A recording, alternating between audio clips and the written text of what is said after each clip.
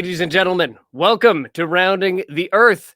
My name is Liam Sturgis, and I am very excited today because we are introducing a new series, a new theme of discussion. We have a number of really interesting weekly shows here we do at Rounding the Earth. We have our weekly Tuesday roundtable discussions. We have our RTE discussions that Matthew Crawford does one-on-one with a variety of guests. We have our weekly local supporters exclusives, and we have our Friday Rounding the News shows. Now, what's wound up happening is I've had a lot of very positive influences on me in the realm of research and in the realm of connecting the dots, so to speak, but more than anything, in the realm of learning and understanding the people, the organizations that make up our society, essentially, for better and for worse. And having been positively influenced, for example, by Mark Kulak, Housatonic Live, by people like JJ Cooey, and people like our guest today, I thought it would be really valuable to set up a specific space, to hold space for discussions a little more focused on the research side of things. And so that's what I've decided to do here is start a new series called the Campfire Sessions, which is in reference to our Campfire Wiki, which I'm going to pull up and show for those who have not yet had the opportunity to go and explore it. And as usual, I have so many tabs open, it's going to take me a long time to actually find it. And here it is. This is our Campfire Wiki. For those who are not familiar with it, you can go at any time, campfire.wiki. And it is a repository primarily for information, for research, and resources related to the COVID-19 era, event, pandemonium, whatever you want to call it. But of course, as most people are starting to understand, the people and organizations and movements and ideologies behind a lot of the COVID response have ties to a lot of other really interesting areas of life. And that leads us into, well, our topic of discussion for today. So what I'd like to do is introduce a guest who members of the Rounding the Earth community should now be rather familiar with, and someone who has done a tremendous amount of research and good community development work into understanding how grassroots movements and earnest people with genuine causes can be perhaps manipulated, influenced, or otherwise intercepted. So please allow me to introduce one of my favorite people in the world, Kristin Elizabeth. How are you, Kristin? It's hard not to be excellent after that nice introduction. Nice to see you, Liam. It's really nice to see you as well, Kristin. You have now become, you're rapidly becoming a repeat guest on the show and in a variety of different contexts. I want to just really quickly summarize what you've brought to us already. I'm going to share my screen again. And I want to also say this. I can be very, ladies and gentlemen, welcome to this, and there can be scripts and there can be all this planning, and that's great. Part of me wants this show to be a little more relaxed. Is that something that you feel would be appropriate? Sure, that sounds great. Excellent. So with that said, if it takes me a minute to pull up my tabs, I hope everybody will forgive me. So let's do this. Share screen, upper tab. Themis report. So first things first. This is what I'll put the most emphasis on, because this is how you came to my attention first, and then to the attention of the Rounding the Earth audience.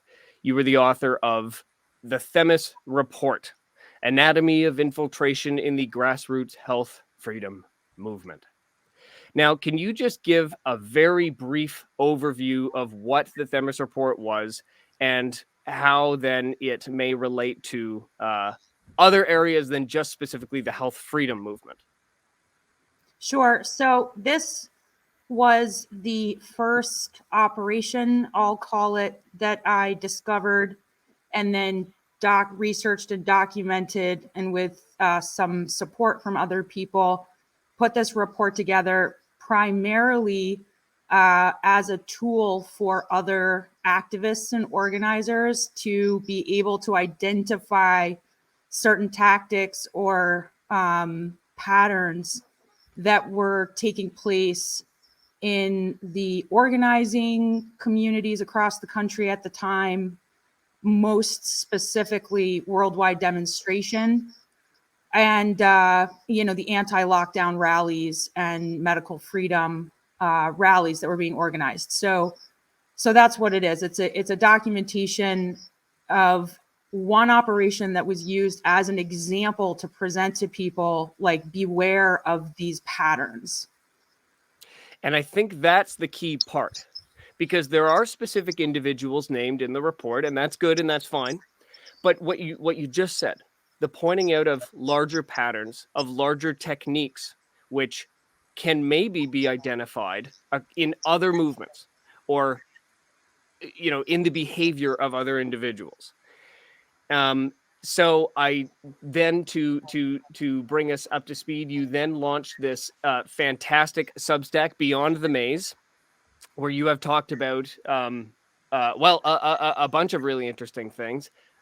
There's our baleful Miss Benita, who is mentioned in the Themis report. And then also covering the U.S. convoy movement, your wonderful interview with Brian Braze. And I recommend people, if you haven't listened to not just the summary or the highlight video, which itself is wonderful, but listen to the whole, I think, 2-hour podcast version, and you'll get a lot of really human, really interesting insight into what Brian went through and the larger situation there. So let's take the U.S. convoy movement, put it up in the corner, as well as yet another one of these events, movements, organizations, so on. You also covered the wonderful film, not wonderful film, you wonderfully covered the tremendously interesting and concerning film White Noise and its connection or apparent similarity to real life events in East Palestine. So I'm not sure if that would be something else to put in on a shelf as another event type thing related to this, but at a minimum, it's tremendously interesting and demonstrative of your good work. Finally, you've done tremendous work on the America's Frontline Doctors situation. And that is what you and Renee, Renette, sorry, came on to discuss with Matthew about just over a week ago now. So that's the summary. That's catching us up, putting some context into what we're going to talk about today, which is this tremendous article that you put out called Stoking White Nationalism. So, Kristin, I'd love it if you introduced us to this article in whatever way you think is appropriate, the historical leading up to it, or simply the premise of the article itself, whatever you think is best. What is this? Wow. Yeah, this is a doozy. Well, I was introduced to the theme specifically because the town of Chatham, New York, which is where the article begins and ends, is in my county. And there were these bizarre things taking place around where I live that the media was picking up on and claiming represented an amplification of, racist white supremacist groups in the area, and specifically ones that, by their name, would cause a media frenzy, like Patriot Front. And not just stickers, but then there were actually a couple like very bizarre little demonstrations, or there was one demonstration and a couple banner drops, which I can go into more later, just the tactics of these groups. But so this event, the photo that you have up, is from this in-person event that happened in the town of Chatham. And it was it was very bizarre and very suspicious to me. I've lived in this county pretty much my entire life. I was born here, and it felt totally out of place, and it did to a lot of other locals. And the really interesting thing about it was the banner itself, because you can see it says White Lives Matter, New York, and then almost in exactly the same size font below it is a link to a Telegram channel. And that's already suspicious, because what they're doing is they're trying to get you into this Telegram channel. Okay. There's no other reason. And apparently I wasn't there, but apparently they kind of rolled up in a vehicle, barreled out of the vehicle. You can't really tell, but the one guy in the middle's got this like kind of classic skull mask. They're all, they're just wearing like almost militarized looking a little bit. And they unfurl this banner and they stand there for just a couple minutes, and documentation is taken. So it looks like it's staged for the purposes of creating media content, right?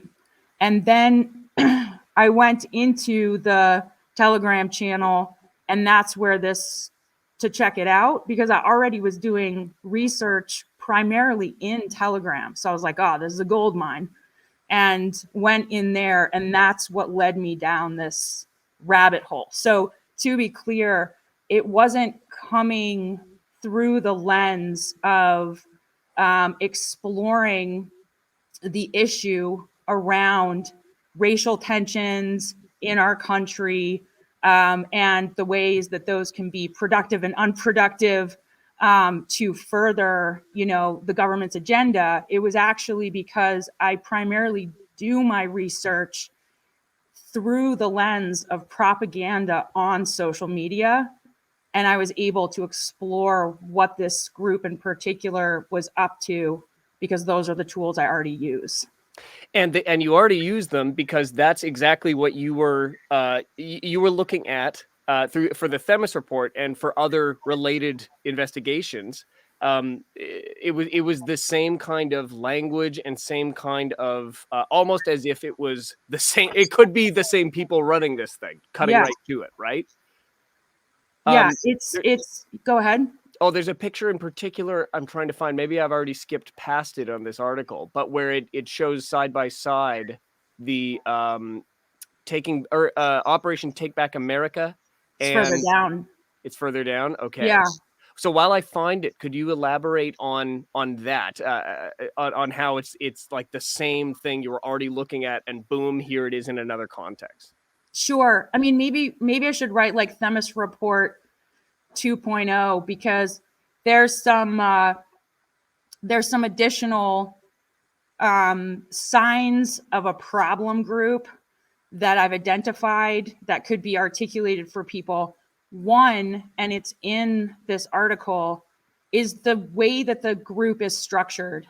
And whenever you see on Telegram a situation where a supposed movement has a national channel, a main national channel, and then a subgroup for every single state in the country, likely additionally groups for other countries. I have yet to see that form and see any indication at all that it's actually organic. So if you go back to the beginning, which you can do on Telegram pretty easily, I'll just quickly mention this for anyone who wants to learn this research trick. If you go to search on Telegram, it gives you the option to search people, a query, or a calendar. And if you click on the calendar, you can just literally flip back 4 years, and it's going to automatically bring you to the date that group was formed. And what you want to do is you want to go back to see when the group was formed and look at the first 3 or 4 posts in the group.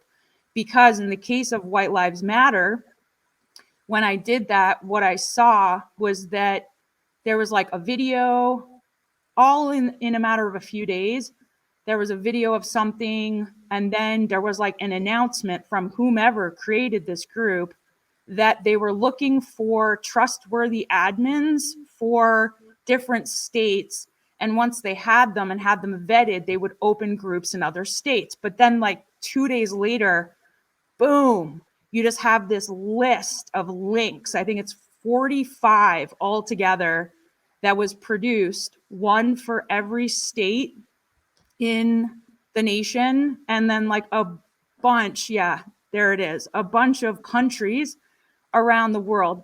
So there's no way, there's just no logical way that this resulted from something organic when within a handful of days they have a structure set up across the country and the world.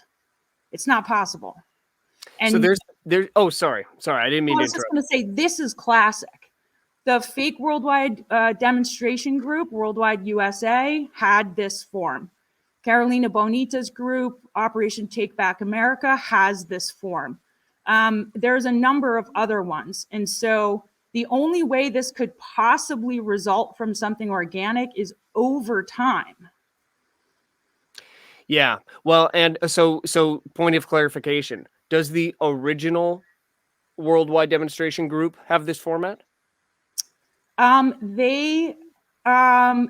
a good question. I don't think that they have a list of links that's packaged like this. I would have to like go back and verify that, because a big part of what the original worldwide demonstration did was promote the various groups from around the world.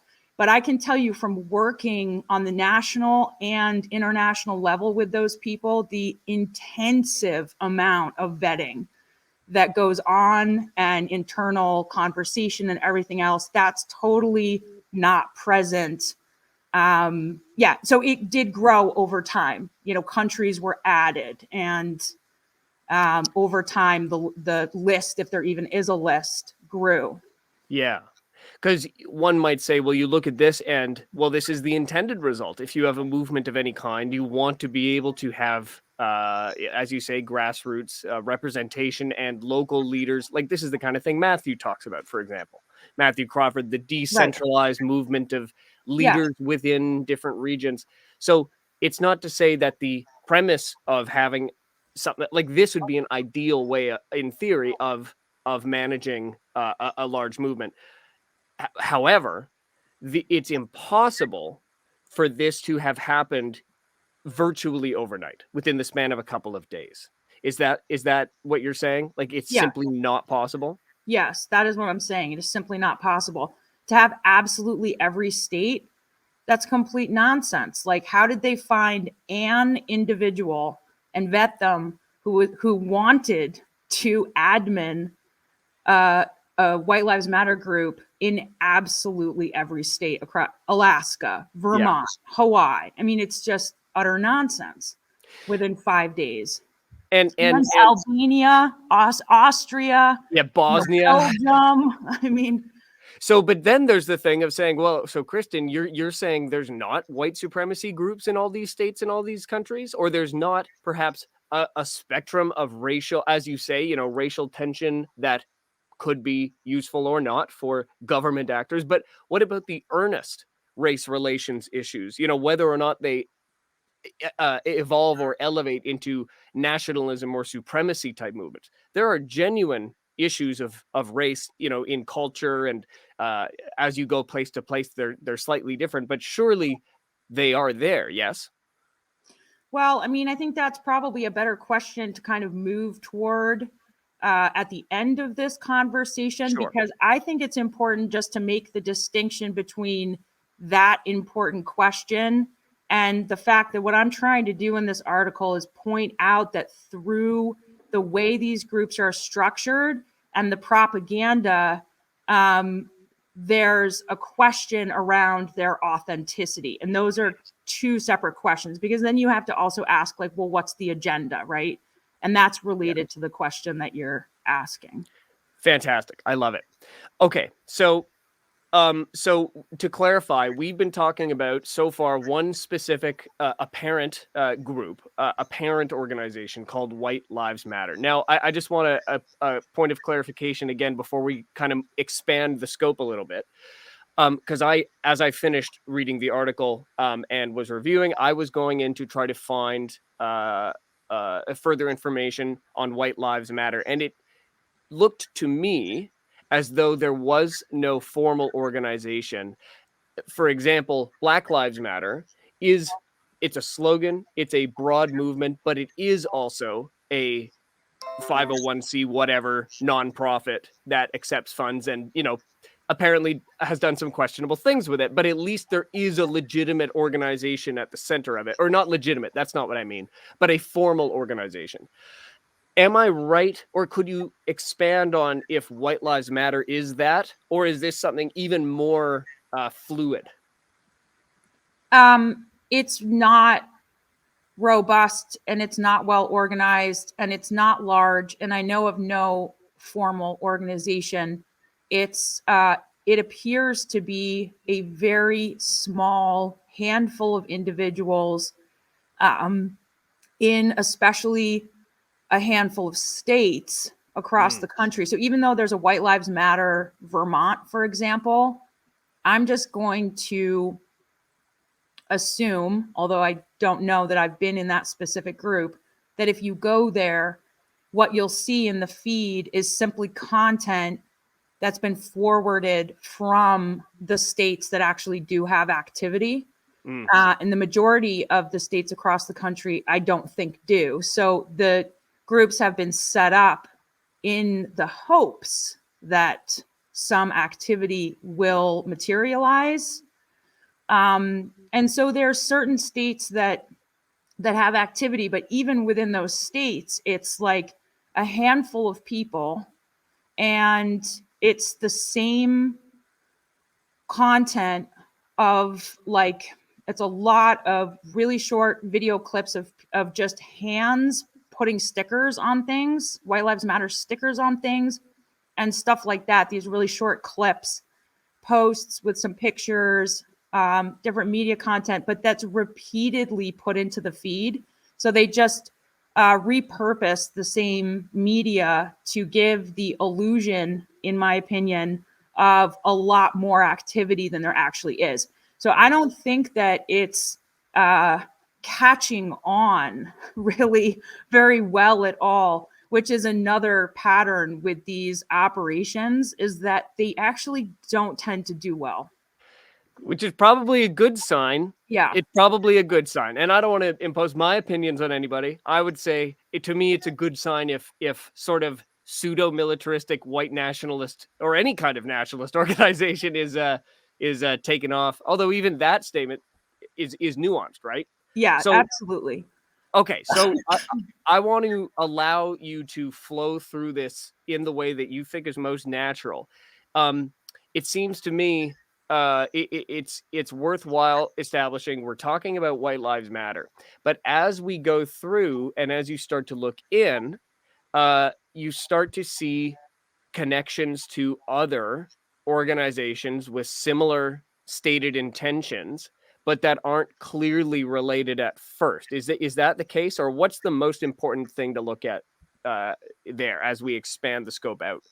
Sure. I guess I would just like to mention a couple other notable elements of the White Lives Matter network of Telegram groups before moving on, Yeah. because I think it's really important. And one is I am of the very, very firm opinion that the main administrators of this network of groups do not speak English as a primary language, which is also a pattern. I've talked about that in relationship to other things on this program already.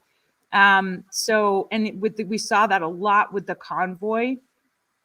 So, you can get a sense for that with like spam bots and bot accounts. Like, it's not that hard to familiarize yourself with someone who's using really busted English. And It has improved over the year and a half or so I've been monitoring these groups, but that's just worth noting because there is also a pattern of the tech side of an operation being run outside of the country, but involving operatives within the country. And that's important. Do you know where? Is there a location that you can trace the core operation to? No, I Mm. have my various suspicions. I mean, in the case of like Carolina Bonita's takeover of McCullough's group, that led back to an account in Ukrainian, and I've seen that a few times. I've seen Russia too. Yeah. And I had someone who's a language specialist tell me grammatically they thought in the case of the White Lives Matter main admin, that it was German because of the placement of the verbs and the nouns. So I do not know. But I do believe that they are not at home speaking English. Which is ironic. Again, it's tremendously ironic. May Right. I read for those listening? Can I just read this paragraph at the top to maybe demonstrate the proficiency in the English language? Sure. So this says, the greatest possession we have in this world is our people. And for these people, for the sake of white people, we must struggle and we must fight. We must never slacken, never tire, never lose courage, and never lose faith. We are here to stay. These are our homes. To get involved in organizing, contact at WLM Contact Bot. You know, that one, there's one that's even more egregious, I found, and you elaborate on, they use the word our folk. Mm-hmm. Folk. Yeah. White folk. Yeah, that was one of the things that actually tipped off some of the locals, because there was this action, if you want to call it that, where White Lives Matter activists, if you want to call them that, drove through the town of Chatham in a vehicle throwing baggies, Ziploc baggies with flyers, so with propaganda in them, and with beans to weight them down. And they just chucked them out the window in a drive by, and they landed on people's lawns. And so, of course, it was in the news and blah, blah, blah. And they used the our folk term. And that was actually specifically mentioned to me by locals as like so bizarre, it led to suspicion. Mm. Yeah, so the example of the word salad that's in the article is kind of a better example of the very bizarre grammar sometimes that's in the language. But my greatest challenge in what I do is, or it's the most challenging thing for me personally, is to translate the like whole experience that I'll take in these channels over time into something that's comprehensible to people in the form of an article or a report. So it's like I've seen, so many examples of this bizarre language over time. I kind of develop a sense for the character of the person.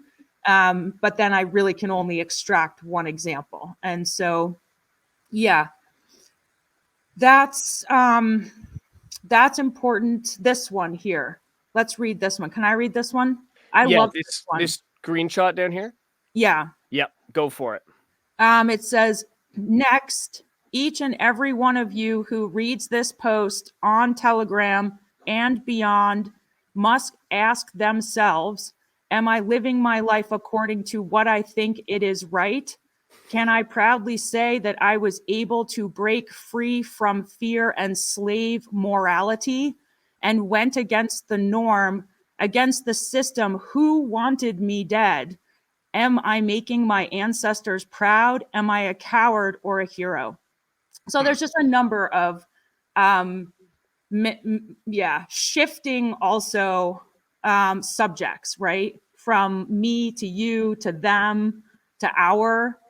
Anyways, but that kind of leads into another important element, which is the am I a coward or a hero? Yeah. So that theme of really like baiting and shaming people is extremely intense in these groups. I give a list of examples, and that's amplified over time. They're like, you know, outrageous um, shaming of people trying to get them to go do something. And it's not just that it like might radicalize your mind, it's just terribly fucking mean. You know?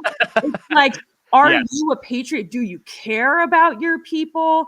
Your children are going to die. You know, there's a genocide taking place. Like, get off the couch, stop being a keyboard warrior all the time. Every post basically has this. And then you have this inaction is racial treason. You're treasonous if you don't go do something, you Yeah. know, like by sitting there and simply being in this group, you're against the good guys, you know, if you want to say it that way. And you've now joined the bad guys. And you know what I'm not seeing here is a lot of nuanced explanation of what the issues actually are. What are they pushing back against? You know, in my mind, I'm thinking, okay, well, maybe they have issues with immigration policy. But you know, I hear people when they have issues with immigration policy, they say that, and it's not just anybody who's not white isn't welcome here. I don't think I haven't really heard anybody articulate that particular stance. But what it seems to be like the implication here, the white genocide or the white like the dilution of the white population. Well, in fact, these are I just brought these as a couple of books that I've purchased and have been reading on the topic of the alt right and white ethno state type stuff. And uh, there are some actual identified positions that people have. Some of them are better articulated than others, but none of them are necessarily white nationalist. But the impression one gets from reading this is that it would be something like immigration policy that someone has an issue with. My point is, those are things that one could learn about, be educated about, and if you're engaged in activism, you would think the first step would be to genuinely inform and educate people. And I feel like they say that's what they're doing in here, but I've learned nothing about their policy positions. I've learned nothing about, what does it mean to take action?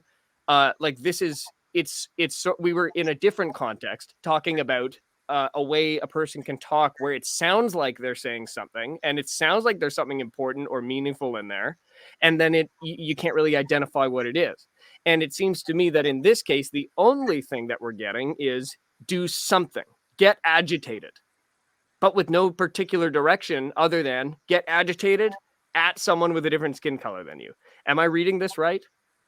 Well, so there are two. I'm going to just answer that one question with two answers. So there's the question of what does the action look like that they're asking for? And the other is, what are they doing in the groups besides just trying to agitate people? And so starting with the latter, it's the fact that I didn't include in my article anything about the content that I think I mention it. So they will put statistics on race, like black Okay. crime versus white crime. They'll put occasionally an article or a media piece about a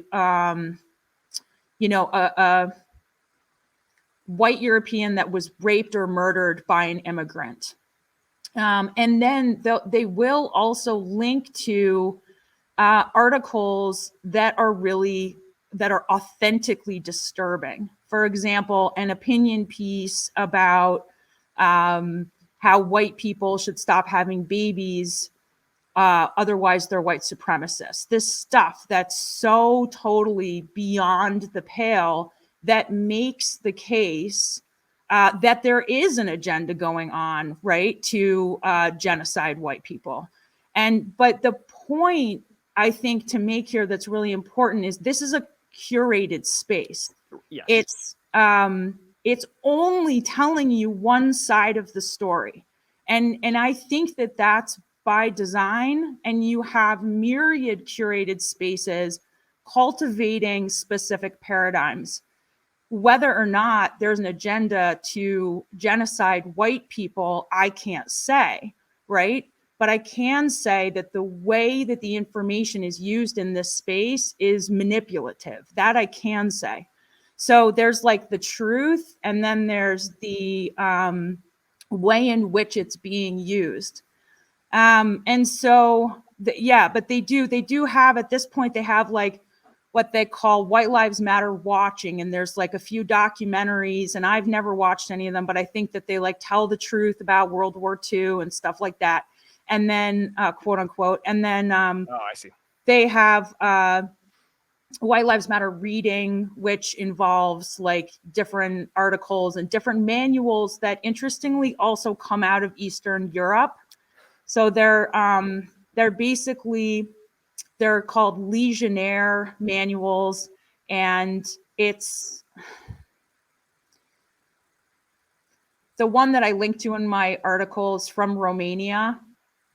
And it's basically a map for training a entire society from the ground up in every possible way: children, women, men, through universities, through paramilitary groups, through town meetings. They call them nests, the different groups, to cultivate a nationalist movement. So they do have content like that in the channels as well. And then the action that they want to get you to engage in. And also, just as a side note, every single post in these groups also includes a push to reach out to this White Lives Matter bot to get vetted. So that is the ultimate goal, is to get you into these groups because you encounter the link like on the banner. And then once you're in the group, you're like, yeah, this is rad. I want to join what these people are doing and start stickering my neighborhood. And so you then like would contact the bot and go through a process of getting vetted, apparently. Now, the activity that they call activism in this group, and then this can also move us into the other groups that are associated with White Lives Matter, is really specific. And it's stickering, it's banner drops, it's rallies, and in the case of the different groups, they look a little bit differently. But the stickers, the banner drops, and then also graffiti, which is interesting. I actually used to be a graffiti artist, and cool. So I can kind of analyze their graffiti a little bit too, and that's just odd to me. So there's White Lives Matter, and then there's crossover between White Lives Matter and Patriot Front, which most people at this point know about because the media just absolutely loves Patriot Front. And then there's Robert Paul Rundo's group, Rise Above Movement, which we can go into. But those three groups have online a ton of coordinated collaboration in terms of the media. In fact, it's public information that media teams were shared between Patriot Front and Rise Above Movement. And if you go into their various social media, you see cross promotion all the time. In fact, you even see content from one group repurposed and put into a different group sometimes. So there's co-management taking place. There's really just no other explanation for that. And they openly collaborate. So in my article, I have photographs of White Lives Matter and Rise Above Movement members participating collaboratively in rallies, or all three groups put together this big white nationalist boxing tournament called Birth of a New Frontier, which is really fascinating. And it was a coming together of like all these different kinds of nationalist groups, including some which may be legitimate. I don't really know. Okay. Okay, so then just within, I was looking at this for clarification a bit earlier. You've got subgroups within, so you've got Will to Rise and then another one, and they, if I'm not mistaken, these are like a record label and a merch store or a clothing line under the Rise Above movement. Just to clarify that, is that right? Yeah, basically the Rise Above movement has kind of been rebranded, at least in name, as Will to Rise. And then there's a media branch called Media to Rise. I get it. Okay. They still call it the Rise Above movement sometimes, but a lot of the propaganda has Will to Rise in it now. Okay. I just want to read a couple points that are from our prior points here. On locals, we've got some excellent discussion going on. Vilma says, "I'm a refugee and I have a problem with open borders. Most immigrants are against illegal aliens coming into the U.S. They overwhelmingly hurt us, blacks, and lower income whites." Rebecca says, "White Lives Matter is classic shit stirring to get some poor fool to do a physically harmful act against others," in quotes. I've seen it over and over again in the motorcycle world. I'm curious, do you know anything about the motorcycle world? No, but it might be my next project. Yeah, we'll have to talk with Rebecca about that. That's very interesting. And then I think and then Vilma follows up. On the opposite end, we have Robert Pape / CPOST, ADL, Ruth Ben Giat, and others who stoke hate against white Christian men. White Christian nationalism is another BS hate movement being pushed by white elitists. I have a database on these topics. Follow the money, who's dividing us, and why. And yeah, that latter bit basically is what I've come to as well. But what you get to is there is a unifying thing. Perhaps we've even identified. Perhaps you have shown a particular leader that unifies all these groups. And was that one Robert Rundo? Yeah. So Robert Rundo, I don't know if I would say he unifies these groups because Patriot Front has their own leader, and it's like its own whole culture. And the White Lives Matter people are anonymous, just to be clear. Yeah. So, but Paul Rundo, I mean Rob Rundo, Robert Paul Rundo, he started Patriot Front. I mean RAM. It was initially called the DIY movement, and this is in California. Over the course of 2016, 2017, they cultivate the culture of their group. I don't know and don't have an assessment on how authentic this group was at the time, and can give some examples of the stuff that they got into during that time. But just to give a brief overview, this led to the Unite the Right rally in Charlottesville in 2018 that involved a couple RAM members. And Patriot Front was born following right on the heels of Unite the Right. So there's just a bit of a timeline there. So Rise Above movement exists already. Patriot Front comes into the picture. White Lives Matters launched like a year and a half ago, basically. And so they do have some separateness, but then they clearly have some elements that are interconnected and collaborative. And in assessing, in particular, the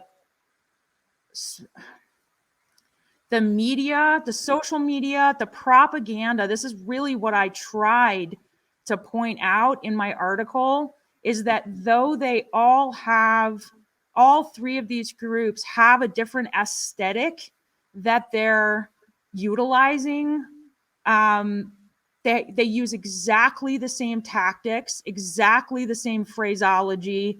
They're collaboratively managed, and they have the same goal in mind, which is to recruit members, cultivate this activity, and yeah, like the one person said in the comment, like probably entrap the disillusioned, listless young white male who doesn't have community and set him up to do something that furthers the domestic terrorist agenda. And that's the whole point.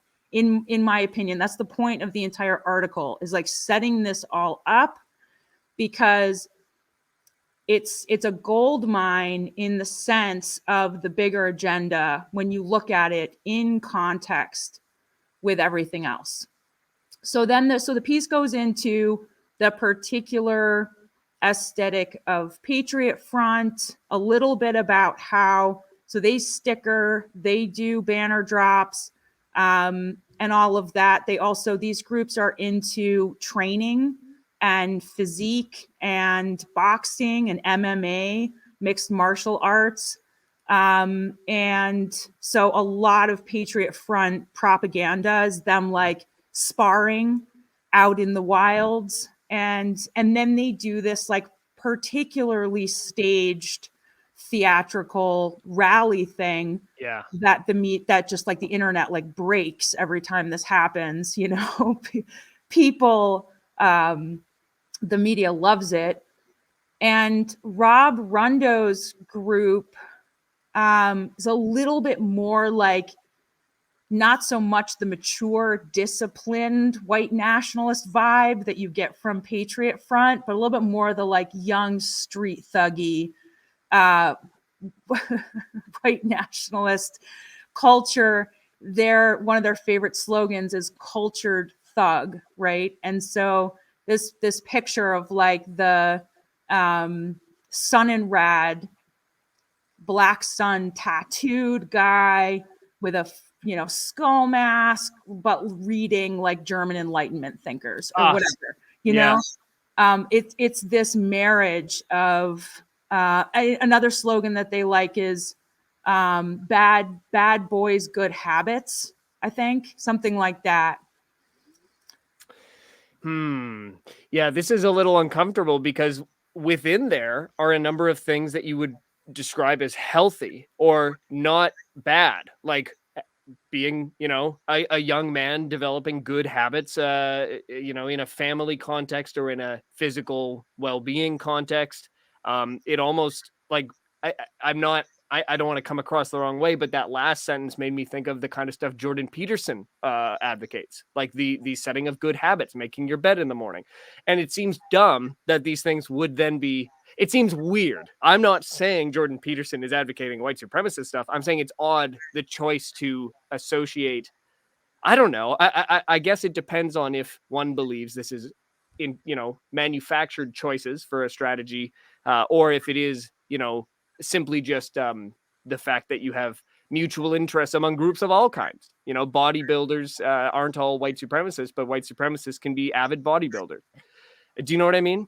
Yeah, I mean, it's interesting because it points out very clearly what is lacking, right?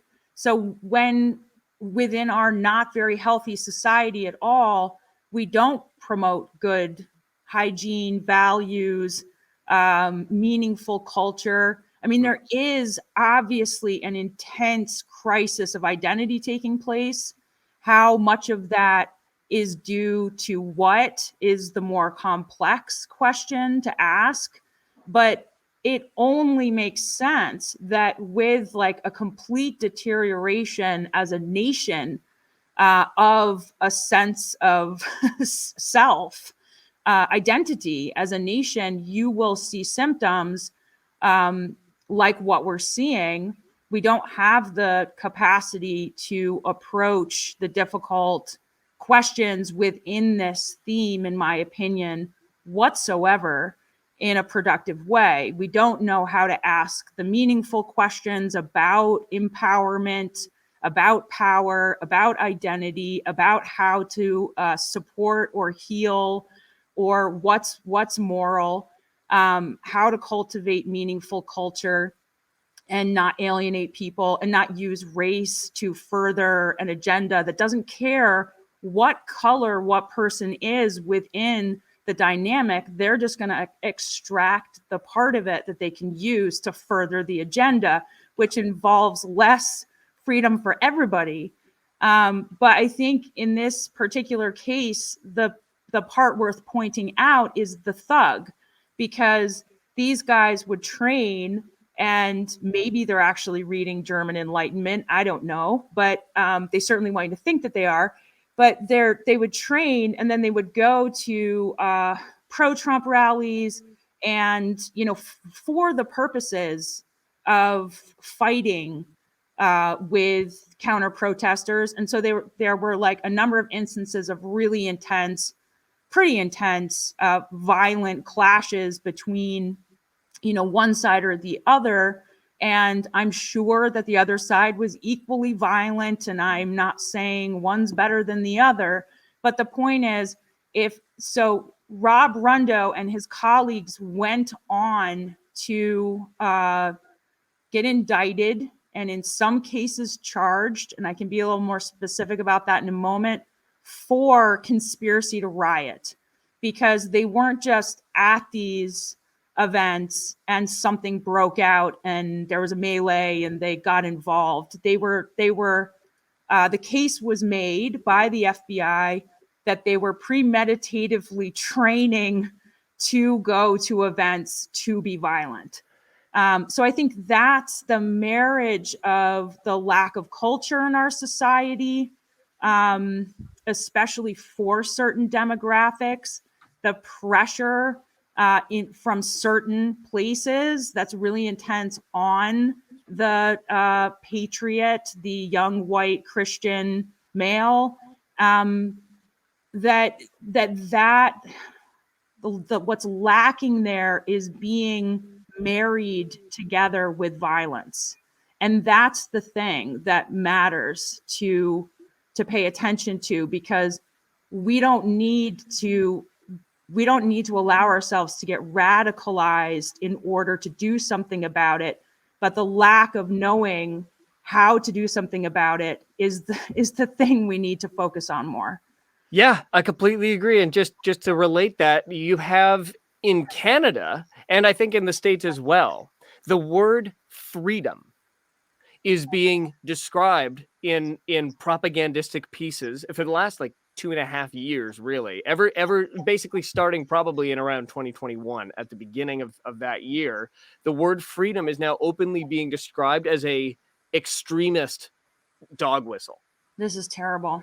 This is crazy. And it is crazy, and it's on its and by the way, like the you don't have to go very far to see that as itself sort of a racist it's so stupid. It doesn't even deserve too much attention, other than to say, what's the result?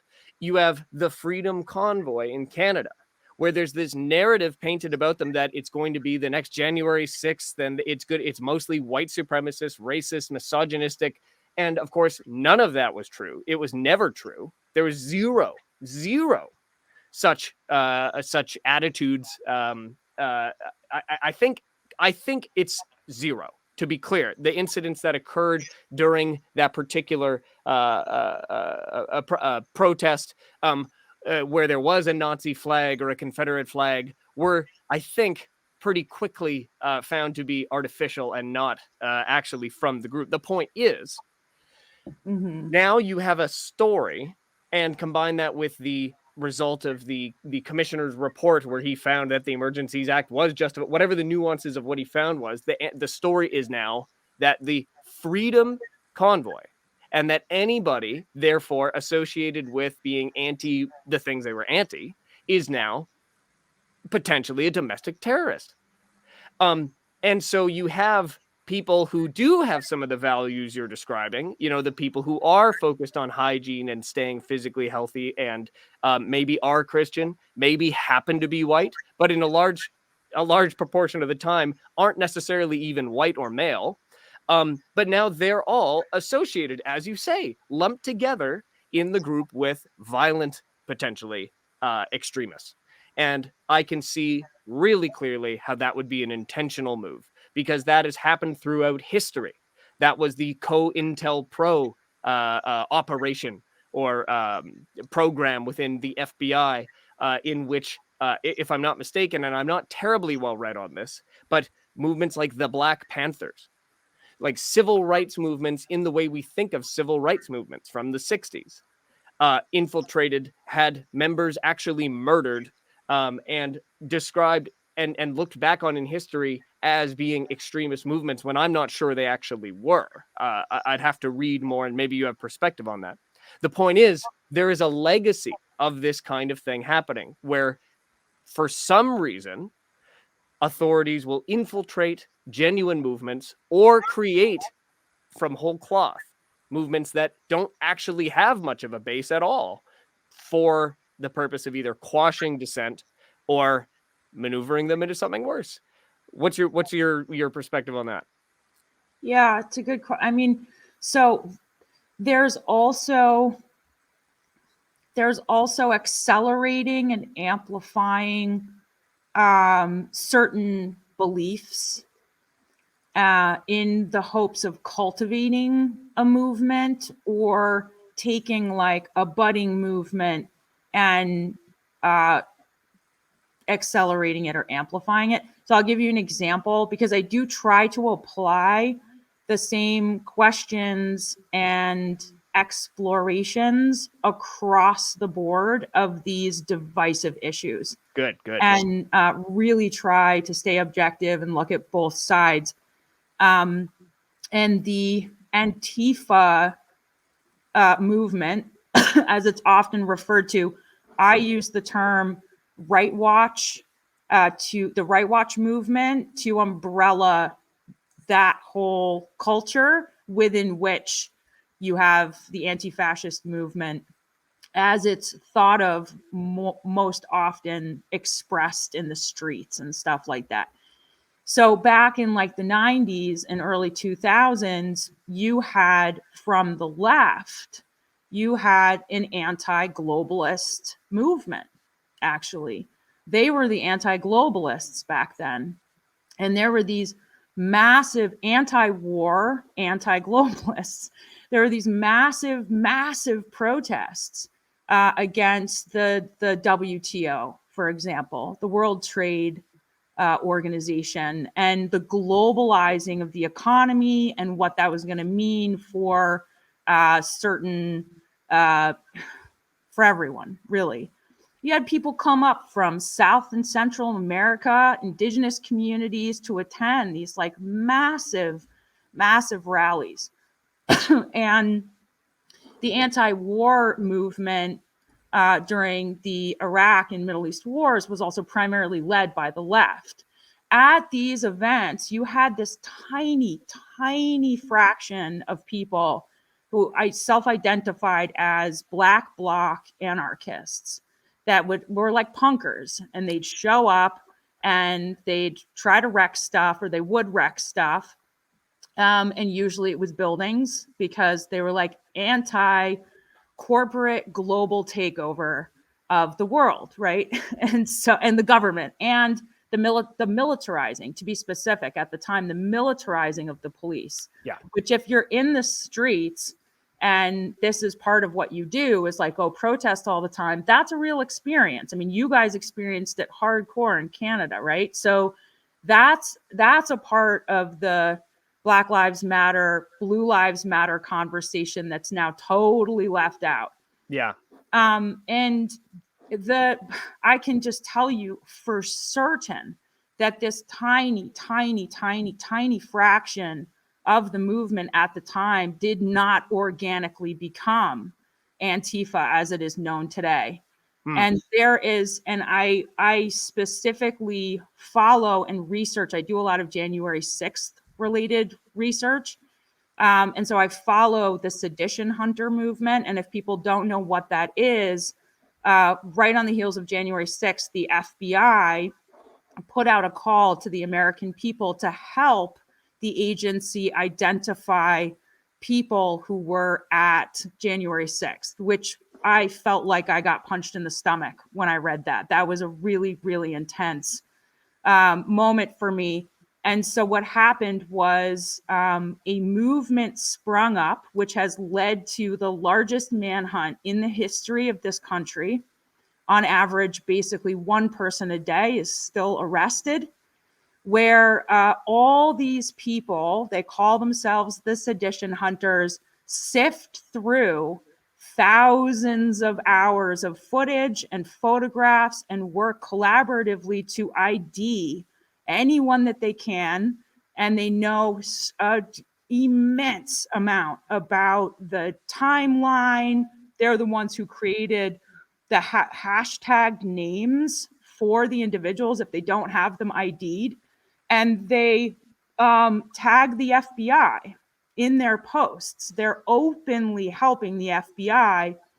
Now, some of these people, it's been made clear from documentation from some of the trials, are in fact intelligence agents. Now, some of these people, I believe, are people who believe that they're doing good work, and they're rooting out racist white supremacists who deserve to be rooted out. But the reality is that the black bloc anarchists of yore would never, ever do anything that involved collaboration with the FBI. Yeah. So you have an anti-government movement that's been turned into the movement that's policing part of the population for the government. And it's the same thing as the mask Nazis pushing the masking. So somehow this part of the political spectrum transformed over time into the one that's protecting and actually enforcing these policies on the public for the government. Anyways, I'm running away a little bit with that, but I just think within the question of like infiltrating a movement and taking it somewhere, there's this much bigger, if you step back and you look at these things over time, because again, with the extreme left, I'll call it, they just slapped domestic terrorist charges on a number of people related to the Cop City situation that's happening in South Atlanta, where there's a proposed 350-acre cop training center that is going to be built. The city taxpayer funded money, like bad corporate interests are in there. And they're like building a town, like a town to train within. And I don't know that much about this situation, but I think anything like this is interesting. So I followed it a little bit, and you have kind of a classic direct action situation happening where you have environmental groups also involved because they want to protect this forest that is the proposed site. And locals, a lot of the locals in these lower income neighborhoods that are near this location also don't want this thing to be built there. And I can tell you that there's a really good chance that this is like next level fusion center activity between the police department, Department of Homeland Security training, and intelligence agencies. And so you have all these people that have all this information about this proposed thing. You have some folks that are like pretty radical and do this direct action stuff. So they go and they tree sit. And I don't know that much about this story. There were like vehicles burned and things set on fire and Molotov cocktails probably at one point, like the kind of classic tactics of the extreme left, which involve violence. And there was an altercation with the police. One activist was actually shot and killed. And there's been a number of sweeps because people have like gone and re-inhabited the forest a number of times. And in the first one, 6 people were detained, and all 6 are facing domestic terrorism charges. And they're all between the ages of 20 and 22. So the powers behind the agenda to bring about the immense amount of control that seems to be wanted with regards to the domestic terrorist agenda do not care. If you're part of the side that is helping the FBI right now, your colleagues are over here tagging the fascists, supposed fascists from January 6th, or not. They're just going to leverage whatever opportunity is presented to them in order to further the agenda. And so I saw that Cop City situation curated for the two separate demographics basically that exist in this country into extremely different ways. And when I went into the like the Twitter accounts for, there's one called like Defend Atlanta Forest, for example. And if you go in there and you kind of follow, you see pictures of like community members, like old people, kind of people look like hippies and like a lot of normal looking people all come together for this like festival to save the forest. And they have this little march and whatever. Definitely a lot of like hardcore Black advocacy organizations involved in that. And, and then the cops come in and like arrest a ton of people, and a ton of those people are facing domestic terrorist charges. But over in the right wing media spaces, the Cop City is called a public service center. And this image was like an aerial shot, but they did like a night vision filter of this march of people going towards the forest, was circulated in all these right-wing spaces with the comment like army of Antifa, descending on the da-da-da. So like that's the thing that matters, because if we keep fighting with each other like this and allowing the curated information to further convince us that our enemy is our neighbor, then the domestic terrorist agenda, which is the real problem here, is going to plow its way through. Well, this is very interesting. I grew up liberal. I live in Vancouver. It's like LA. It's genuinely multicultural. I have never grown up thinking any particular, like I've never understood racism as a premise. I look white. I don't identify as white. I think the entire premise is stupid. And I now understand that it is now my theory that this notion that there is a left and a right, and sure, there's some intermingling between, but those are the weirdos. That you're either on this side or that side, and you have issues. So you have environmental issues, you have economic issues, welfare type issues, and you get, if you're on this side, you then by default increasingly have only one stance on each of these things. So you get put into a box, or either in this box or that box. And so it's been interesting because I went from coming into this COVID era, I came in thinking that Donald Trump was evil. I came in thinking that everybody, more importantly, everybody who voted for him was either dumb as heck, racist, or probably just naive. How condescending of me. Or themselves bad people. Then the COVID era has allowed me to actually engage with people who at the time had different views than I might have had, and I realized how fooled I was. Not that everybody is someone I agree with, or that we're always going to have common ground on every single issue, and in fact, that's the point. But I started to notice that, yes, indeed, there does seem to be this artificial thing, and then you start to think about issues like climate change, and you realize, well, hold on a second.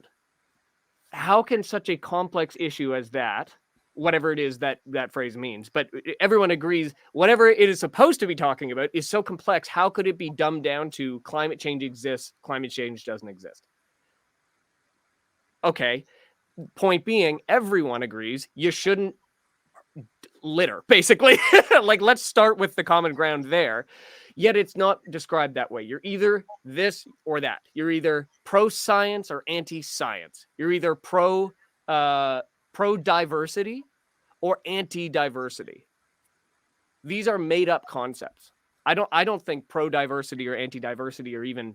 I don't think those are a thing. I think these are entirely manufactured in the way that they're presented now, or at least, if you don't want to say manufactured, we've at least fallen into this system. But my point is, what I'm getting to, I found myself more so agreeing with people who tended to be on the Republican side, Trump side. It just happened to work out that way for a little bit, and you start to also find. I found myself in spaces like BitChute or Rumble, Odyssey, these alternative platforms, which turns out had a lot of people who happen to be Trump supporters, in large part because they had been kicked off places like Twitter and Facebook. So you start to hear other perspectives, and it seems clear there's a dominant liberal force right now on all these issues. So then it becomes combating that, even if you don't necessarily agree with the notion that it's a liberal force, but you have power structures that identify as liberal. For example, you have a Democratic president of the United States. We have a tremendously so-called liberal prime minister up here, and a very liberal coalition government with the NDP. So you then get into, well, we have to ideally, in the political context, have someone elected that will defeat them. So now you have a movement of people over to Pierre Poilievre here in Canada and the Conservative Party of Canada. But then you also have this movement of cultural ideas. And now we're flipping back around where now we're having people who were very pro, medical freedom or self-determination, religious freedom, even if it's the freedom to have no religion, all of these things, who are now responding to, like, this example you just gave is a fantastic one, where you have people who are now turning this January 6th wasn't an insurrection thing around and saying, but this was, or this is something where there are, people who are just going there. Like, the only story I heard from this was Antifa coming to burn it down. I knew nothing more about this, and I still need to learn more. But you have two other situations recently, very related. I believe it was in Tennessee. There was some kind of protest event, which was also described as an insurrection, a la January 6th. When in reality, I don't know all the details, but it most certainly was not the same thing, and neither one of them were insurrections. And it was in response to a tremendously unfortunate and very bad situation of a school shooting. And as far as I understand, the person is transgender, which to me is irrelevant. But the result is you now have, whether they're real people or not, you have commentators on the right arguing against the Second Amendment in this situation. So you see a flip-flopping, and you see almost like the taking of people, and there's a much longer, more nuanced discussion to be had on the trans culture issues and as they affect children. I get it. That's for another day. But I just see this continuum that swings back and forth, and it's sort of warping into, like, taking people perhaps like me, not me, but people like me who are engaged now, maybe who weren't before, and are trying to do something, and aiming them, like taking them off target almost. I don't know. That was a bit of I just wanted to relate a little bit to what I think you just articulated with this whole situation here with Cop City. It feels like, you're right. It feels like there's this bigger progression of radicalizing people always against each other in the end. Yeah, and yeah, exactly. Radicalizing people against each other. The theme of actually using the word neighbor is kind of interesting, convincing people that, like, within their own town could be the person who lives next door. Yeah. Could be a family member, like this, the terrorist that lived outside of the country of the past now could be your sibling, right? That like bringing it home that far to put everyone on edge, and coupled with the inability to actually extract out of any of the politically divisive hot button issues the deeper moral question that the disagreement is raising actually. So like with environmentalism, I would say the question that we could ask is, do we need to somehow fix or adjust or cultivate a different relationship to nature?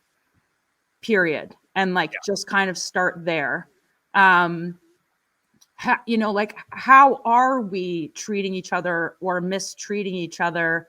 How are we judging each other? How are we acting upon or not upon those judgments? How much does the past matter?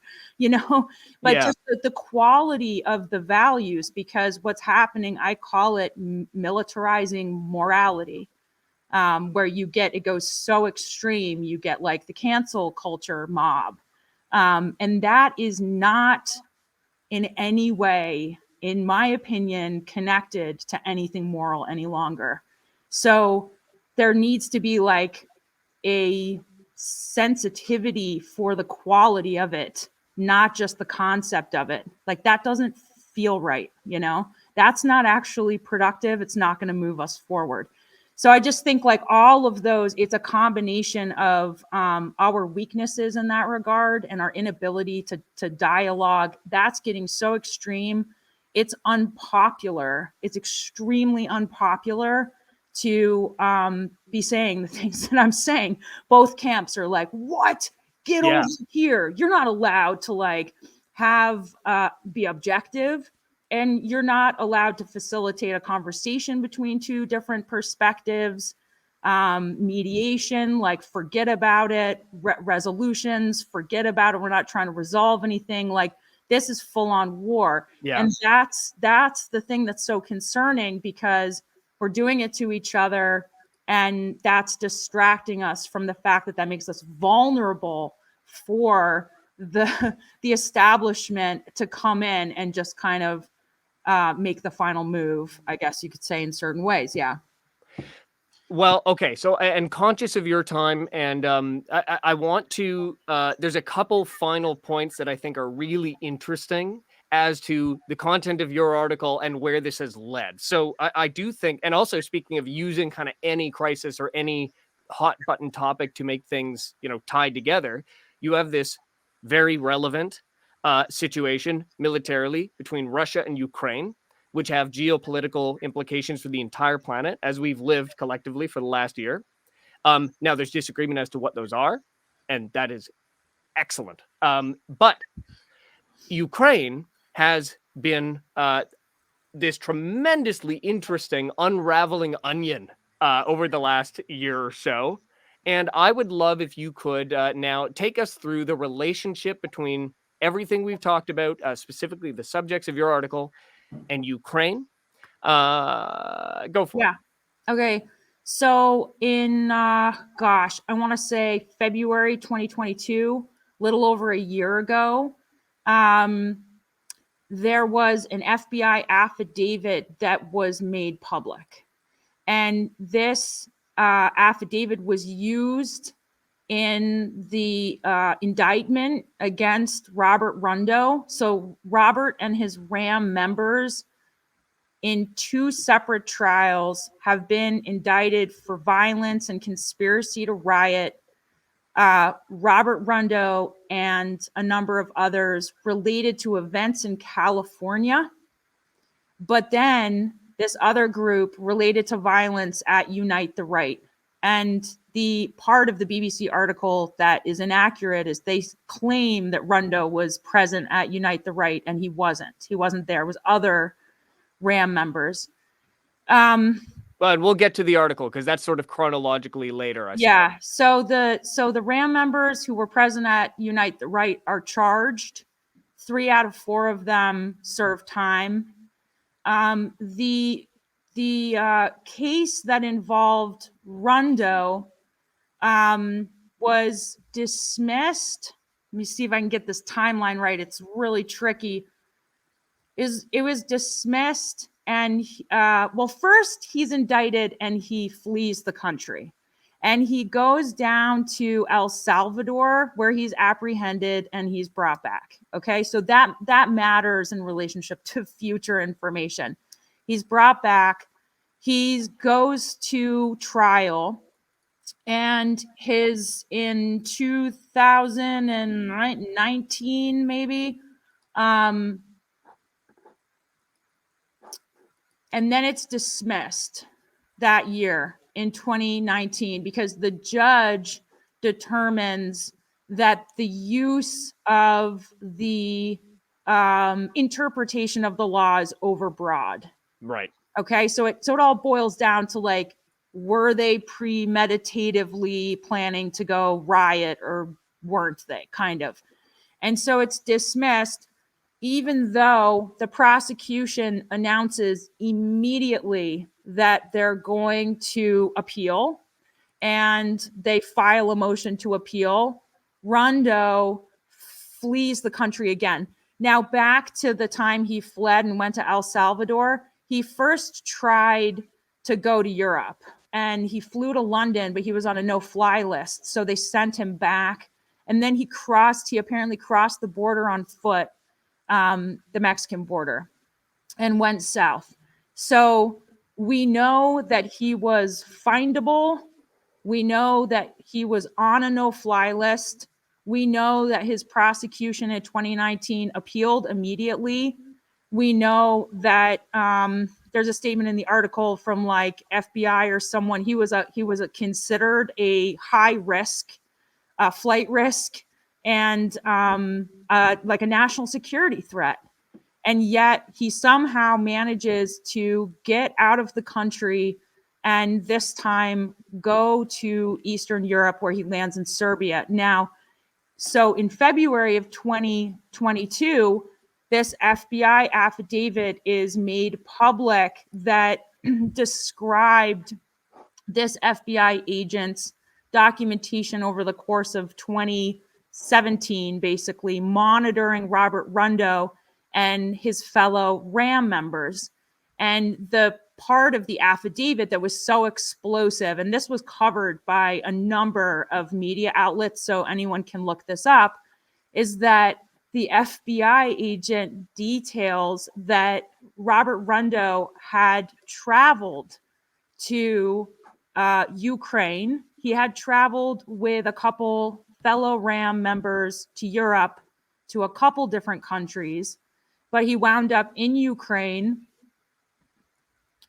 And he spent time with Olana Selmanyanka, who was the head of the National Corps, which is like the political wing of the Azov battalion. And he, so it was reported on, like, he trained with the Azov battalion.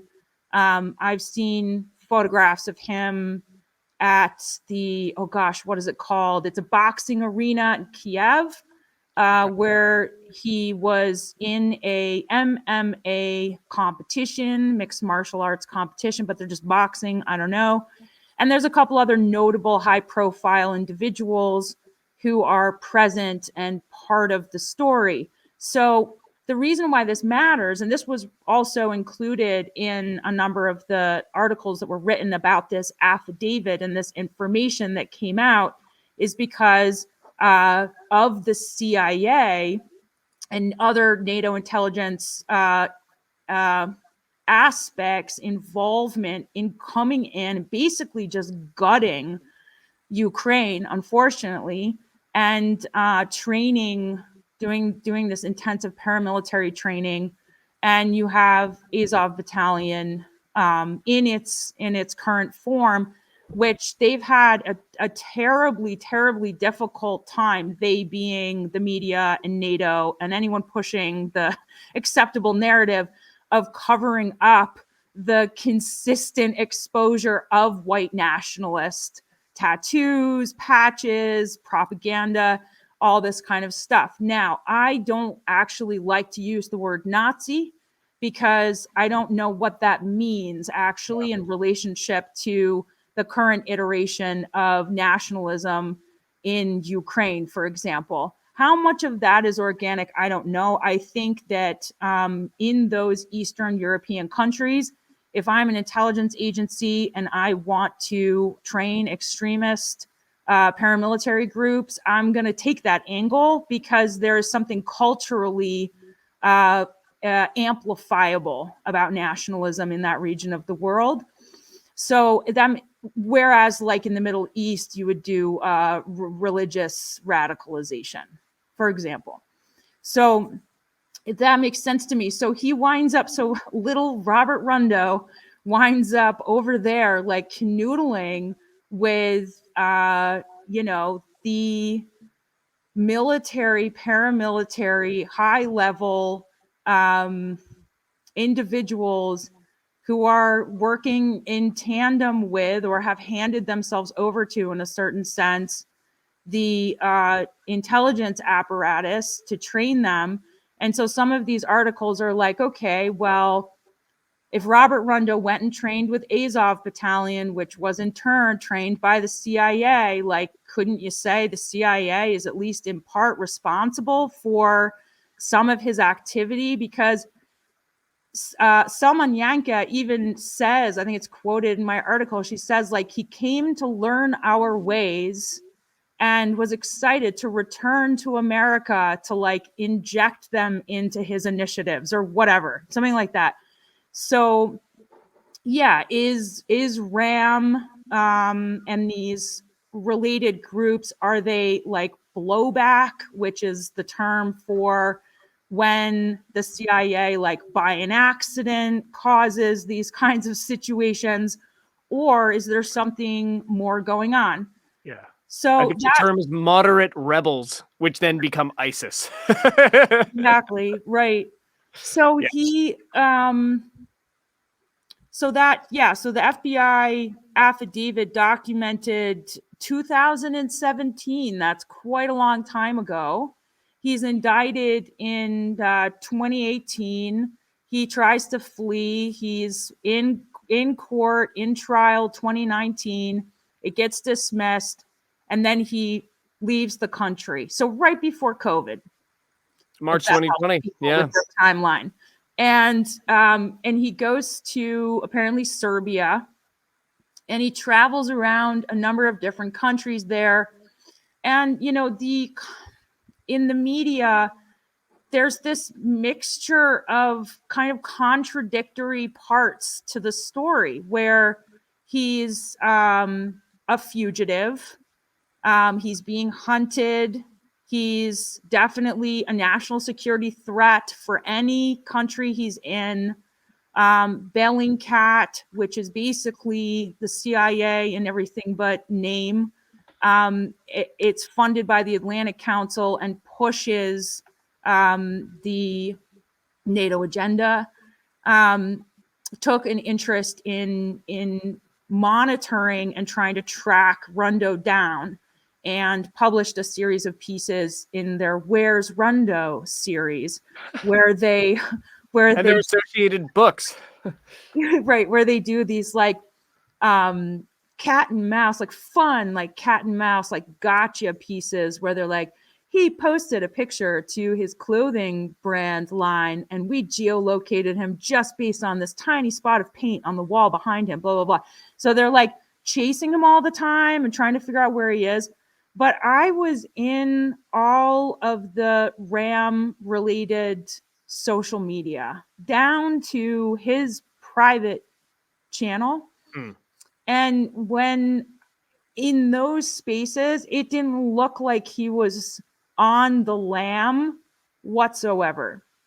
It looked like if you were over there and you were trying to track him down, it just wouldn't be that hard. He was like hanging out in cafes, going to boxing rings or whatever. And the timeline between the way that the media reports, especially Bellingcat, ID'd him in different places, was actually contradicted by content he put in his own chats. Now, I don't know which one is true, but I can tell you that it's notable that they don't even mention that content. So they create a timeline for the reader that contradicts the timeline he himself is like sharing media content out of. And so it started to look like, and I'll just give you one last example. Bellingcat journalists claimed at one point to send one of their journalists to try to geolocate Rundo to like a town square. And while this journalist was there in the town square, they heard his voice behind them, and they turned around and they saw Robert Rundo doing push-ups on the second story veranda of an apartment building. And like, why wasn't he arrested then? They don't even like follow that up with, and we immediately called the authorities, and they take credit for him getting kicked out of Serbia, even though that's not confirmed, and all these other things. So it really looks like he wanders across borders. The intelligence in Bosnia like knew who he was, but didn't try to apprehend him. And so I made the case in my article that he was there wasn't an interest actually in trying to apprehend him because he doesn't look like a threat. You know, he's really not that big of a threat. But the Counter Extremism Project, which is like this global domestic terrorist agenda, you know, agency born out of the UN Council for Foreign Relations, some of the most powerful dark individuals on the planet, ID Robert Rundo as the fourth most dangerous person in the world. And the only three more dangerous people in the world are like, you know, like head of Hamas and the like Quds force in Iran and like legit military backed state powers. And here's this guy like traipsing around pushing his brand. He doesn't even have that many followers, and he's listed at number 4, and no one can apprehend him. And that's weird. And then 5 days after I published my article, after 3 years, he was arrested, which is just kooky. Yeah, shocking. And so this happened so fast, I didn't even catch on.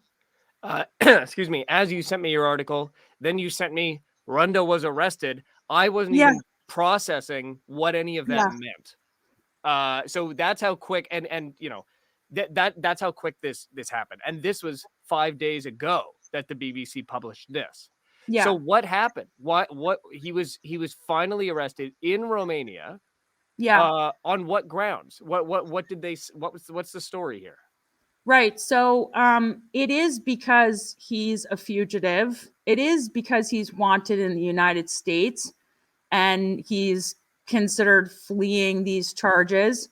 The part that I can't say I know is whether or not there was a directive given to go after him that wasn't there before. Like if there was just a reason, you know, for example, they created or updated the indictment, let's put it that way, in January of this year. There could have been an earnest, you know, elevating of his status or something like that that went along with that.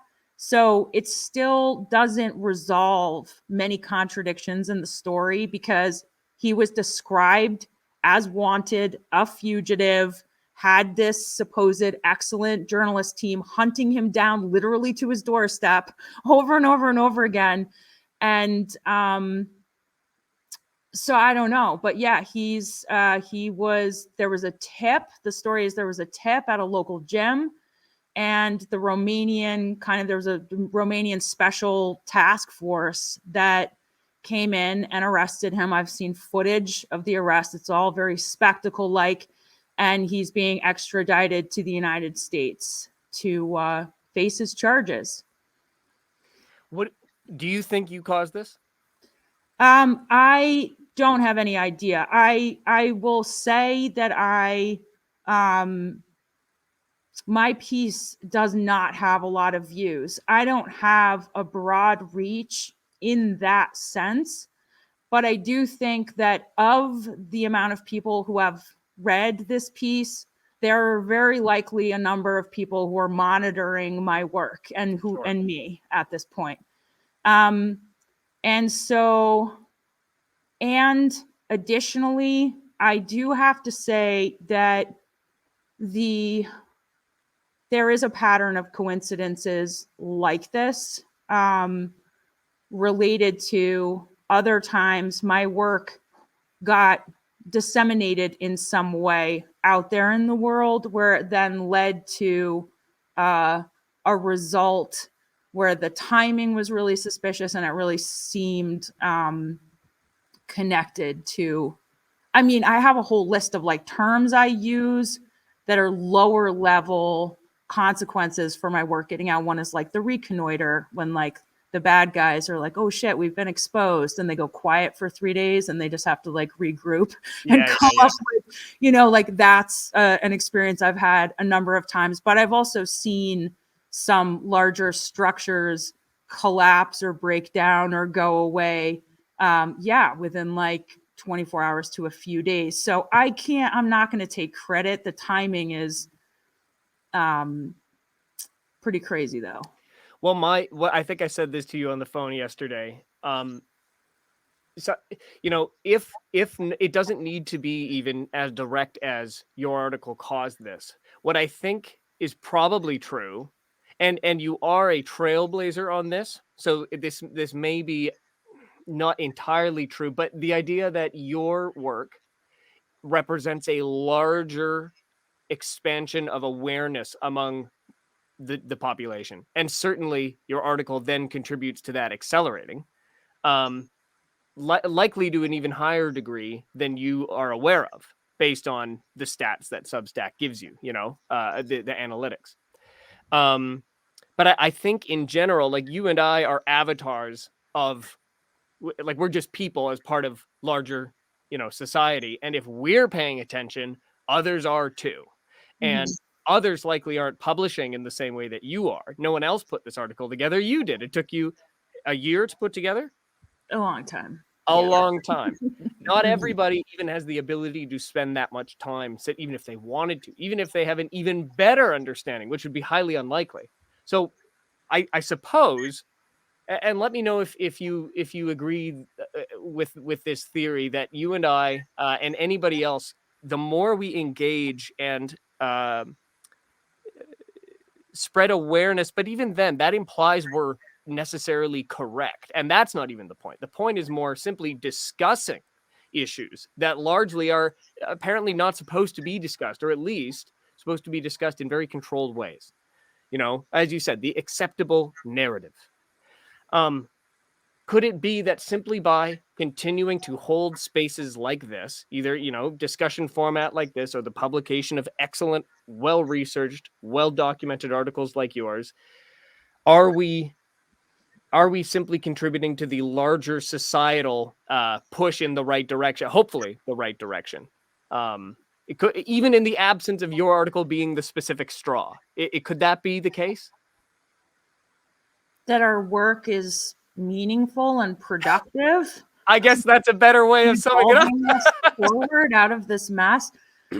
I mean, you know, I hope, just do what's put before you to do, you know. I hope. That's my hope. And in this particular case, in this particular story, just to bring it back to Chatham, you know, you could say, like, I wrote this article for the locals that exist in their various places all over the country, with the hope that people don't fall for it. You know, I mean, that's the whole point. The whole point is like, don't believe these guys. Don't go in and get involved in these groups. Don't think like, because you need brotherhood and culture and community, it's then also okay to like slowly accept like real racist thinking. And that these groups, as far as I'm concerned, are by design there to push the narrative, push the division, and entrap people. And they do that on both sides. But in this particular case, I don't want to see my people get sucked into this crap. And I don't want these jerks who think this stuff up and think it's okay to like disseminate these operations into small towns across America to get away with it any longer. So anyways, that's just trying to like expose what I think's going on out of a gesture of protection. I think that's the most important part. And the starting at the bottom and going like at the local level is where things are actually, that's where things actually happen. The big narratives tend to happen on the country or the state or the global level. But in the end, when it comes to implementing new, sustainable development agendas, that happens at the district, at the city, at the town level. When it comes to people actually going out and protesting, it is the people largely of that area that are engaging. So the fact that you identified real people not that far from you who are going to be affected by this, who have been affected by this, and the fact that you then saw an opportunity to educate those people has the opportunity to educate, hopefully, as we've done here, people from all over the world. Because there are people in the chat who have been responding, from North Carolina, for example, saying, interesting, I'm going to go and look into that North Carolina chapter, see what I can find there. We've talked about the Canadian and the Ukrainian and the European aspects of this. And it's like we said before, there are specific people of interest, but in the end, it's more the process and the tactics and the patterns that we can identify and then kind of not be, as you say, sucked into, fooled by in any context, whatever the next hot button issue is. Am I right about that? Sounds correct to me. Yeah. Wonderful. Well, thank you, Kristin, so much for spending this much time with us. We had said we might try an hour, and look at that. We're coming up on 2. And I think that's because this has been just tremendously interesting stuff. And you are a fantastic presenter. And somebody in the chat, Monkey King 1981, said, wow, she is an encyclopedia. I agree. You are an encyclopedia. And that's much nice. more. And there were a couple things I wanted to bring up and that others in the chat have brought up that we didn't have the chance to. So if you're open to it, I'd love to have you back for a follow-up discussion, either on this or on whatever the next step in the investigative process is. So on that, is there anything you want to leave people with? What are the next steps for you?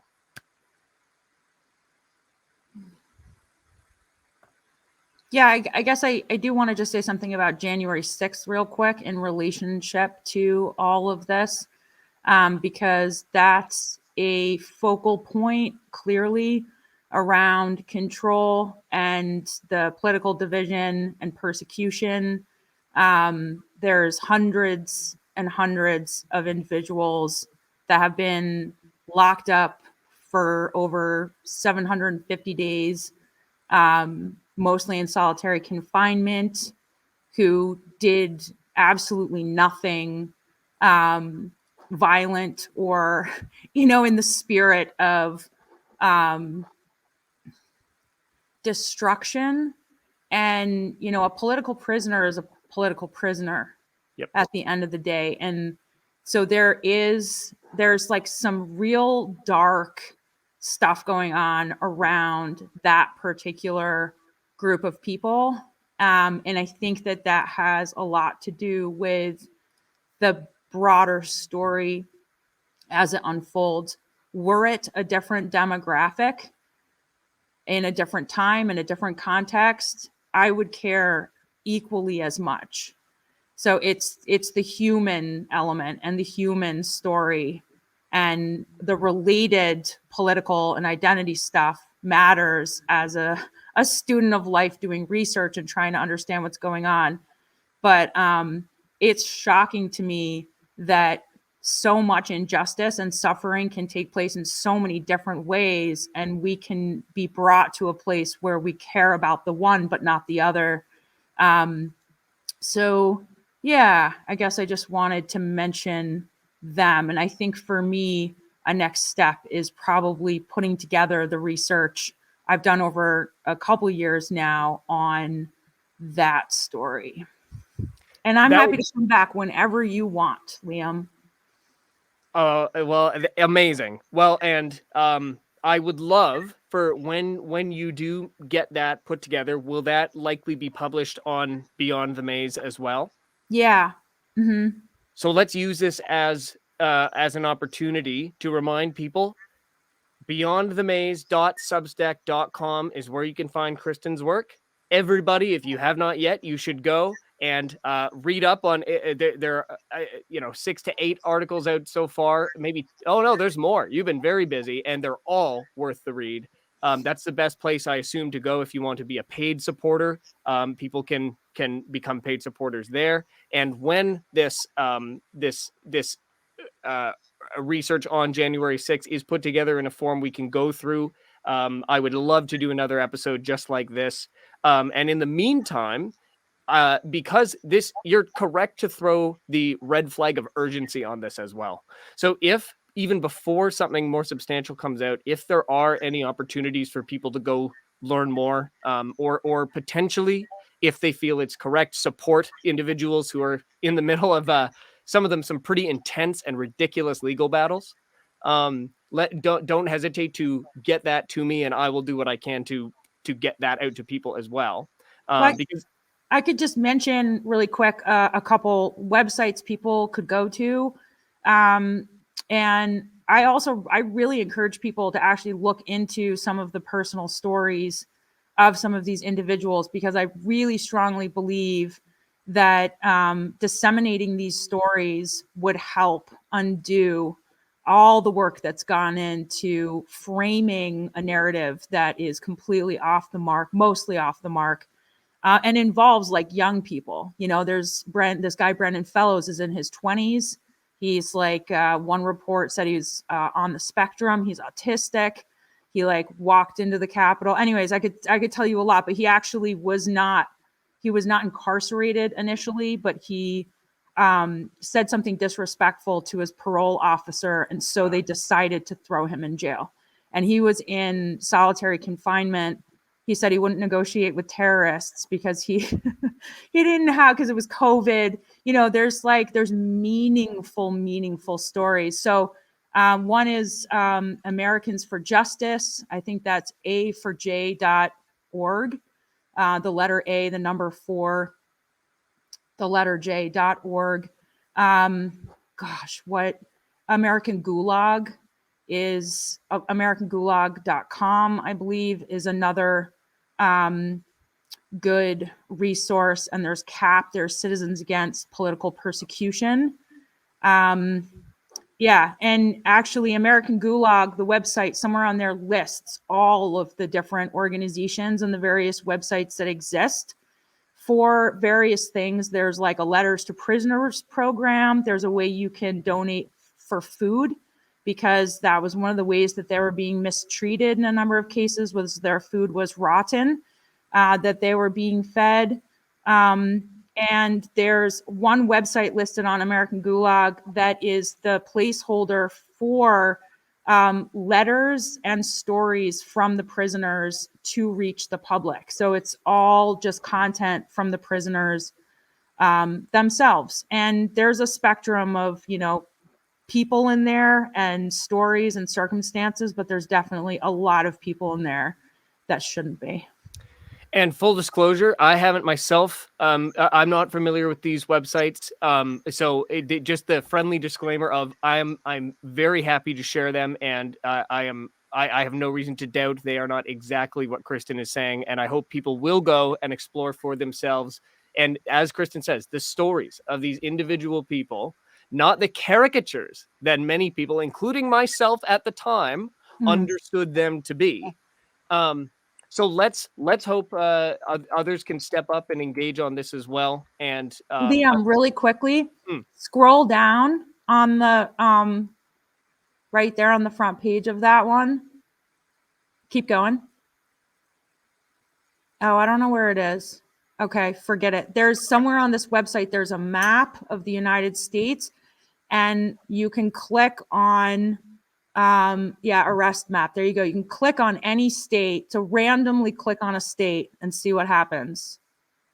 New York. And then you scroll down and you see all of the individuals that have been arrested from that state. And you can click on them and you can read anything. Oh, that's interesting. No one in Wyoming. I guess Wyoming didn't show up. Or they're really good at not getting ID'd. And you can click on individuals and you can get all of the records related to that person's case and trial. Anyways, yeah. That's wonderful. Okay, thank you. That's a tremendous resource. Okay, well, that's fantastic. Thank you so much, Kristin. And once again, just one more plug, beyondthemaze.substack.com, everybody. And while I have everyone here, I want to also give a specific shout out to roundingtheearth.locals.com, where we have been having a tremendous discussion this entire time. A lot of what we've talked about today revolves around community, or how community can be hijacked, manufactured, impacted in various ways. Well, we've got a cool, awesome, smart, healthy community of people who do not agree on everything, and therefore often wind up teaching each other a lot. And I am tremendously grateful for it. And so it also happens to be the number one way you can support Rounding the Earth and support me. I'm very lucky. Matthew Crawford has given me a platform on Rounding the Earth to have discussions like this one with Kristin. I'm very happily paid to do this job, and that's a huge gift that I don't want to go unthanked. And so, therefore, I want to, as often as I can, as reasonably as I can, request that people support Rounding the Earth, not just to continue my employment. That's not the point. But to continue to support a platform started by a gentleman who seems to genuinely care about holding open, honest discussion, particularly with those he may not agree with. And the best way to do that, roundingtheearth.local.com. You can become a paid supporter. And by the way, not everyone can, and that's okay, because you could also join as a free member and keep up to date with everything we're doing. How was that as a plug? Was that okay? It's excellent. Okay, cool. Okay, well, thank you again so much. Thank you to everybody who has been watching on all of our platforms. Yeah, I'll be back myself on Friday for an episode of Rounding the News, where I'll cover some interesting stuff. And there will be a locals exclusive, super fun, supporters only episode with Matthew and possibly myself tonight. And yeah, any final words, Kristin, before I hit that fun outro song? No, I had a really good time with you. I really like talking to you. It's easy, and I appreciate you. Thanks for having me on. I appreciate you as well, Kristin. Thank you. And we will talk again very shortly. Okay.